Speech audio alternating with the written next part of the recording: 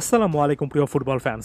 Champions লিগের নতুন এই ফরম্যাটটা ঘোষণা করার পরে এবং ড্রটার পরে এটাকে কেন্দ্র করে অনেক আলোচনা চলছে। স্বাভাবিকভাবে শুধুমাত্র একটা ভিডিওতে সকল কিছু ব্যাখ্যা করা সম্ভব নয়। আজকের এই ভিডিওতে আমি কয়েকটা একেবারে প্রচলিত মতবাদ সাম্প্রতিক সময়ে এই ড্রয়ের পরে সেটা নিয়ে আলোচনা করব এবং একটু বোঝানোর চেষ্টা করব আসলে ব্যাপারটা কোন দিকে যাচ্ছে।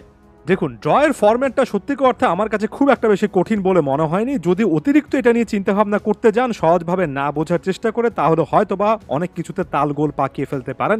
আগের ভিডিওতে বলেছি, আরও একবার ক্লিয়ারলি বলছি, সব মিলিয়ে 36টা দলের একটাই পয়েন্ট টেবিল করা হয়েছে, আলাদা করে কোনো গ্রুপ না করে, এবং তাদের ওভারঅল ওয়েফা কোএফিসিয়েন্ট বা ক্লাবের ওভারঅল অবস্থার প্রেক্ষিতে নানা রকমের ভাগে তাদেরকে শুরুতে বিভক্ত করে একটা ড্র করা হয়েছে এবং একটা দল অন্য 8টা দলের বিপক্ষে প্রথম রাউন্ডে ম্যাচ খেলবে। আর এভাবে 36টা দলের পয়েন্ট সিস্টেমে যে 8টা দল পয়েন্ট টেবিলে সবচেয়ে উপরের দিকে থাকবে তারা রাউন্ড অফ 16-এর একেবারে ইজি টিকিট পেয়ে যাবে। অন্যদিকে নবম থেকে 24 নম্বর স্থানে থাকা দলগুলো তাদের অবস্থানের ভিত্তিতে হোম এবং অ্যাওয়ে ম্যাচ খেলবে, প্রতিপক্ষ পাবে, এবং সেখান থেকে 9 এবং 24 নম্বর স্থানে মোট 16টা দল থেকে 8টা দল রাউন্ড অফ 16-এ প্লে অফ খেলার মাধ্যমে আসবে। এবং এরপর থেকে round of 16 semifinal, quarter final, ফাইনালের ফরম্যাটটা আগের মতোই হবে। অর্থাৎ এখানে প্রথম রাউন্ডে ম্যাচের সংখ্যা বাড়ছে এবং মূলত দুটো কারণের কথা আমি বলেছি, আরও একবার রিক্যাপ করে নিই। ওয়েফা চার্চে চ্যাম্পিয়ন্স লিগকে কেন্দ্র করে মানুষের মধ্যে যে আকর্ষণ কাজ করে সেটা আরও বাড়িয়ে ফেলতে এবং রাউন্ড অফ 16-এ যাওয়ার আগে গ্রুপ পর্ব থেকেই ম্যারম্যারে যে অনেকগুলো ম্যাচ আমরা দেখি সেগুলোকে বাদ দিয়ে এক্সাইটিং একটা ফিক্সচার আসলে লঞ্চ করতে। যেমন ম্যানচেস্টার সিটির ক্ষেত্রে ধরুন, ম্যানচেস্টার সিটি তাদের প্রথম রাউন্ডেই 8টা ম্যাচের মধ্যে ইন্টার মিলানকে পাচ্ছে, প্যারিস সেন্ট জার্মেইকে পাচ্ছে, জুভেন্টাসের মতো ক্লাবকে পাচ্ছে। সাধারণত গ্রুপ পর্বে একটাই বড় দল থাকে একজন বড় দলের বিপক্ষে, আমরা অনেক বেশি কিন্তু বিগ ম্যাচ পাই না। যদি প্যারিস সেন্ট জার্মের কনটেক্সট থেকে চিন্তা করেন, একেবারে প্রথম রাউন্ডে তারা কিন্তু ম্যান সিটির বিপক্ষে খেলবে, বায়ার্ন মিউনিখের বিপক্ষে খেলবে, আবার আর্সেনাল এবং অ্যাথলেটিকো মাদ্রিদের বিপক্ষেও খেলবে। অর্থাৎ শুরুতেই আপনি কিন্তু একেবারে প্রথম রাউন্ড থেকেই অনেক বেশি বিগ ম্যাচ পাবেন। এমন কোনো কিন্তু ইউসিএল এর সপ্তাহ যাবে না যেখানে আসলে বড় বড় ম্যাচ নেই। আমরা সাধারণত রাউন্ড অফ 16 কোয়ার্টার ফাইনাল থেকে যে জিনিসগুলো বিগ ম্যাচ যেগুলো দেখতাম, সেটা প্রথম রাউন্ড থেকে আরও অনেক বেশি করে দেখব। এখানে ম্যাচের সংখ্যা এবং শুরু থেকে বিগ ম্যাচের সংখ্যাটা কিন্তু সত্যি করতে পারবে। এবং একই সঙ্গে অর্থনৈতিক একটা ব্যাপারের কথা বলা হচ্ছে, টিভি রাইটস থেকে শুরু করে বিজ্ঞাপন থেকে আয় সকল কিছুই কিন্তু ওয়েফা বাড়াতে চাচ্ছে, যে কারণে বড় বড় দলগুলো যত বেশি একে অপরের মুখোমুখি হবে, তার মানে হচ্ছে সম্প্রচার সত্য, টিকিট বিক্রি, আরও অনেক রাইটস বিক্রির মাধ্যমে ওয়েফা শুরু থেকে মোটা অঙ্কের একটা কিন্তু অ্যামাউন্ট পাবে। অ্যামাউন্টটা বাড়ছে, অ্যামাউন্ট নিয়ে পরবর্তী কোনো একটা ভিডিওতে আলোচনা করব। তবে এই বাণিজ্যিক কারণটাকে অনেকে বড় করে দেখছেন। তবে মুদ্রার ওপিঠে এসে নেগেটিভ কয়েকটা জায়গাও আছে। যেমন এই মুহূর্তে আমার কাছে সবচেয়ে বড় কনসার্নের জায়গা হচ্ছে গ্রুপ পর্বে ম্যাচের সংখ্যা যে বাড়ছে এবং এক্সাইটিং একের পর এক ম্যাচ যে আছে, সাধারণত কি প্লেয়ারদেরকে, যারা মূল প্লেয়ার, তারা কিন্তু একটু কম বিশ্রাম পাবেন।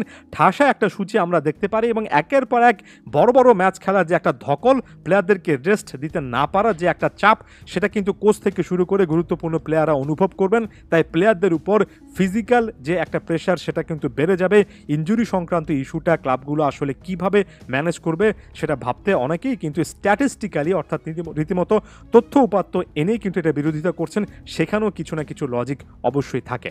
এরপর আমি কয়েকটা দলের কনটেক্সটে চলে যাই। কয়েকটা দলের ক্ষেত্রে বলা হচ্ছে তাদের ওভারঅল ড্রটা এতটাই কঠিন হয়েছে যে কিছু কিছু দিক থেকে তারা নিজেদেরকে অভাগা বা আনফেয়ার একটা ফিক্সচারে পড়ে গিয়েছেন, সেই জিনিসটা ভাবতেই পারেন। যেমন প্যারিস সেন্ট জার্মেই একেবারে প্রথম রাউন্ডে Manchester city, Bayern Munich, Atletico Madrid, Arsenal চারটা বড় ক্লাবের বিপক্ষে খেলবে। এর পাশাপাশি পিএসবি, সালজবুর্গ, জিরোনা, স্টুটগার্টের বিপক্ষেও কিন্তু ম্যাচ রয়েছে। যদি আপনি লিভারপুলের কনটেক্সটে চলে যান, লিভারপুলের একেবারে প্রথম রাউন্ডেই Real Madrid, AC Milan, Leipzig, Leverkusen, যে লেভারকুসেন সাম্প্রতিক সময়ে ভালো ফর্মে আছেন, তাদের বিপক্ষে ম্যাচ রয়েছে। এবং এর পাশাপাশি লিল, পিএসবি, বোলোনা, জিরোনার বিপক্ষে ম্যাচ রয়েছে। লিভারপুলের জন্য কিন্তু ফিক্সচারটা খুব একটা সহজ হয়নি। আবার একেবারে উল্টো চিত্র আছে, যেমন অনেক জায়গায় আমি আর্সেনালের কথা বলতে দেখেছি। আর্সেনাল এবার যে ম্যাচগুলো খেলবে সেটার দিকে যদি তাকাই, প্যারিস সেন্ট জার্মেই এবং ইন্টার মিলান দুটো বড় দল রয়েছে। এর পাশাপাশি যে দলগুলো রয়েছে, Atalanta, Shakhtar দানেক্স, Dinamo, sporting সিপে, Monaco এবং জিরোনা, সে জায়গা থেকে এর আগের দলগুলোর সঙ্গে কম্পেয়ার করলে অনেক কঠিন শিডিউল কিন্তু মনে হচ্ছে না। আমাদের খাতা কলমে কিংবা খালি চোখে কিন্তু এই জিনিসটা মনে হতে পারে। কিছু কিছু দলের জন্য ফিক্সচারটা আসলেই অনেক বেশি টাফ হয়ে গেছে, কিছু কিছু দলের জন্য সত্যিকার অর্থে একটু সহজই হয়েছে। তবে তার মানে কি আমি এখনই একেবারে কনক্লুশন বা উপসংহারে চলে আসতে পারি? আমার কাছে মনে হয় না। আমার কাছে মনে হয় চ্যাম্পিয়ন্স লিগে এর আগের ফরম্যাটে আমরা যা দেখেছিলাম সেখানেও অনেক সময় এটাও হয়েছে যে গ্রুপ পর্বের ৪ টা দলের মধ্যে ২ টো কঠিন প্রতিপক্ষ এসে পড়েছে। কোনো ক্ষেত্রে তৃতীয় একটা কঠিন প্রতিপক্ষ চলে আসতো। অর্থাৎ ১ টা ২ টো গ্রুপের ক্ষেত্রে এমন টাইপের গ্রুপ অফ ডেথ কিন্তু হতো। দিন শেষে এই ফরম্যাটটা আসলে কোনো একটা ক্লাবের জন্য অনেক বেশি আনফেয়ার হয়ে যাচ্ছে কিনা সেটা নির্ভর করবে অন্তত ১-২ সিজন যখন আমরা দেখব, আমরা যখন এগুলো নিয়ে আরও বেশি অ্যানালাইসিস করব, একেবারে ম্যাচ ডে যখন আমরা খতিয়ে দেখব, তখন আসলে বোঝা যাবে যে একটা দল শুরুতে আসলে খুব বেশি কঠিন প্রতিপক্ষ পেয়ে যাচ্ছে কিনা, কিংবা ওভারঅল এখানে যেভাবে পটগুলো করা হয়েছে অর্থাৎ ডিভিশনগুলো করা হয়েছে ওয়েফা কোএফিশিয়েন্ট র্যাঙ্কিং অনুযায়ী সেটা আসলে কতটুকু যৌক্তিক হয়েছে, এগুলোর জন্য অপেক্ষা করতে হবে। আপাতত চ্যাম্পিয়ন্স লিগের নতুন একটা ফরম্যাটকে একজন ফুটবল ভক্ত হিসেবে ওয়েলকাম আপনার জানাতে হবে। এটা ছাড়া আসলে খুব একটা বেশি কিছু করার নেই। একবার দেখি না যে নতুন একটা ফরম্যাটে আসলে কি হয়। ধন্যবাদ সবাইকে।